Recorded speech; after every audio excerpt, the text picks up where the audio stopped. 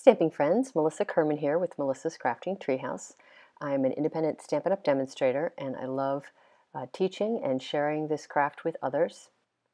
I also sell all the products that I show in my videos, and there is a link to my online store in the description below this video, plus a link to the blog post featuring the project I'm sharing, and lots of other helpful links as well, so make sure to check out that description below the video. So what you see me doing here is I'm sponging my background piece. I created this project for the Color Fusers blog hop for November. I am part of the design team, and we do a color challenge each month. It's the first Monday of each month, and so you can put that on your calendar and come and check it out each month if you are interested. Some of the color challenges are a little bit more challenging for me than others. This one I really enjoyed playing with, just naturally feel comfortable with these colors. So on this focal piece I'm applying my colors with sponges, as you can see, and it took some time to do it, about 4 minutes from start to end, and so I was getting a little bit impatient, so I did come up with another method for applying the color that I'm going to share with you as well. So for this second method, I used my large acrylic block and applied ink directly to the block. So for this one, I only used the Bermuda Bay and Coastal Cabana inks, and I just didn't want to mix the colors and risk getting the various inks on the various ink pads by accident, like getting the Bermuda Bay on the crumb cake as an example. So I just stuck with the two colors that were similar, because as you can see, I'm overlapping them a little bit here. So I'm just going to cover that with ink, and then I'm going to come in with my spray bottle and spray it a bunch of times. I did it maybe 6 to 8 times to blend those colors, and add a bunch of water on there so they go onto the piece of cardstock well. So by adding a bunch of water, when you apply the color to the cardstock, as you'll see here, the colors blend together and move around on the paper a bit, as you can see. I'm just using regular, very vanilla cardstock here, so it's not a paper that is really intended for water, but it works just fine for this application. Now I'm coming in with a little bit of sponging, just to add some color where I might be missing some. If you don't add enough water, what'll happen is you'll get sort of a grainy look, some dry patches on your piece of cardstock. Before I do the next step, I have to make sure that my piece of cardstock is completely dry. So on the low setting on my heat tool, I'm just drying it, and I can dry it on the front side or the back side, just to make sure it's really dry before you go on to the next step. So now I've shown you two methods for applying color to your base piece of cardstock, and I thought I was going to be saving time doing it this second method, but when I really looked at it, the truth of it was it took about the same amount of time. So pick whichever method you prefer, and just have fun with it. So now on this background piece, I should have actually applied my Embossing Buddy to it, but I don't think I actually did that because it's sitting right there off to the side. I need my stamping friends to be around to remind me to do it, because we help each other remember. But so anyway, I'm taking my main image from that Happiness Surround stamp set, inking it up with my Versamark, and putting it on to my background piece in 3 different places. And I do like to make sure that that image is not square on, and that none of them are lined up exactly or directly one on top of each other, and that just makes the piece look more organic and natural looking. So part of why you wanted this piece of cardstock to be dry to begin with is if it were not dry when I was applying this embossing powder, it would have stuck all over the whole surface instead of just sticking onto the image that's stamped with the Versamark. That's another reason why you use the Embossing Buddy as well. So in this particular case, the Embossing Buddy is probably a little bit less important than drying the whole surface of the piece of cardstock. So now I'm coming in with my heat tool to melt the embossing powder that I just applied to those images. And now I'm heat embossing on super fast speed, so you can see the magic of heat embossing. And next I'm going to go ahead and start doing my sponging. And I've started with my early espresso ink, and I decided to do the center of these images, and the second I did it, I thought, oh man, maybe I shouldn't have done that because it seemed really dark. And, then I just played with it. This was a work in progress. I did videotape myself while I was creating. And so on fast speed here, I'm going to show you, of course, how I sponged and finished out this project. And I'm working with a couple different colors there. I did the espresso in the center and then some Bermuda Bay around the outside edges of each of the medallions. And because it was light in behind the heat embossing, the darker color over the top just made the medallion look lighter. So just played with it for quite a while, and now I'm going to stamp in the center of each of the medallions with two different images. And this is a little bit hard to line up. As you can see, I'm fiddling with it. So while I finish up here, I just wanted to let you know that this stamp set, the Happiness Surrounds, is part of a limited time offer through Stampin' Up! As part of the Snowflake Showcase promotion.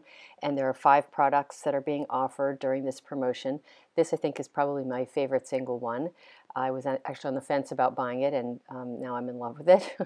And it's only around for the month of November or while supplies last. That's true for all 5 products, and you can find details about this promotion on my website, and there'll be a link in the video description below.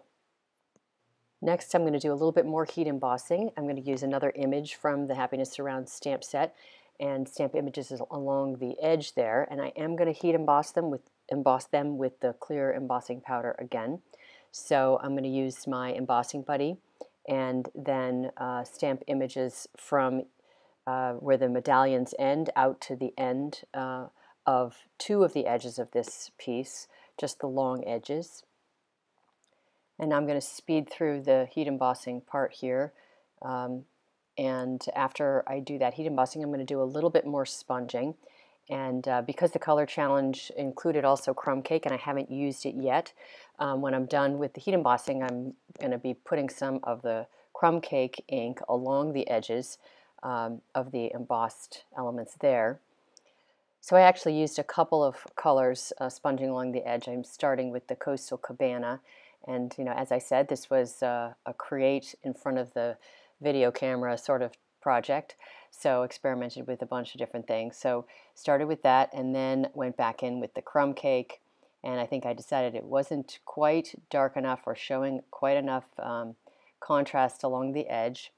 So next I'm going to come in with early espresso along the edges, and I'm going to do it on all 4 edges, not just those 2 long edges.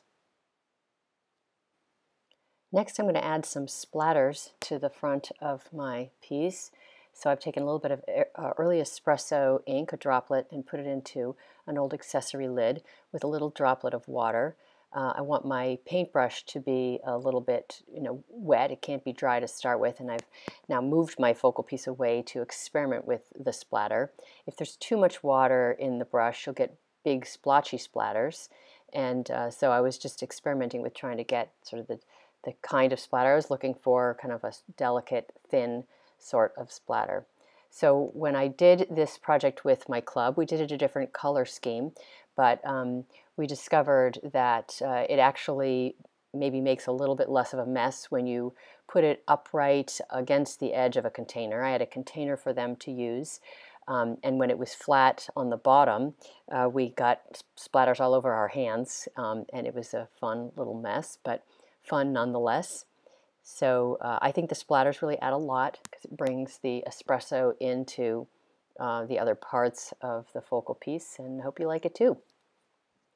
So we're done with the focal piece now, and we're going to move on to the assembly. Now this is an easel card, so it's a little bit different from a regular card. It's a very simple kind of layout, but I'm going to start with just assembling my main pieces, attaching my focal piece to the early espresso layer, and then I'm going to put Stampin' Dimensionals in behind the espresso layer and attach it to my Coastal Cabana layer. So I will have the dimensions for these projects, the scoring and all of that on my blog post, and it will be towards the bottom. I always put the dimensions towards the bottom right next to the product supply list. So you can find that there, and there is a link to the blog post in the video description below this video, as I said earlier, along with a lot of other different resources and links to my website. The body of this card simply measures 4 1/4 by 11. It's a half of a piece of cardstock cut the long way, and I've scored it at 2 3/4 and 5 1/2, as you can see right here. And the way I've folded it right there, you can see it's what we call a valley fold and a valley fold, because it's folded inward towards the front of the card. So I'm just going to put adhesive on the bottom panel of the card body, and I'm going to use some multi-purpose liquid glue because I know it will hold it on there very well. And as I'm getting it positioned, I'll be able to move that main piece over the top to get it just in the right position. It won't stick super quickly, so we'll have a little bit of play in it. And since it's a 3D card, it's kind of nice if it's super strong, just so it can handle the fact that it's 3D and sort of movable. The next step is super important because we're going to create the bumper, if you will, so that the card will actually stand up like an easel.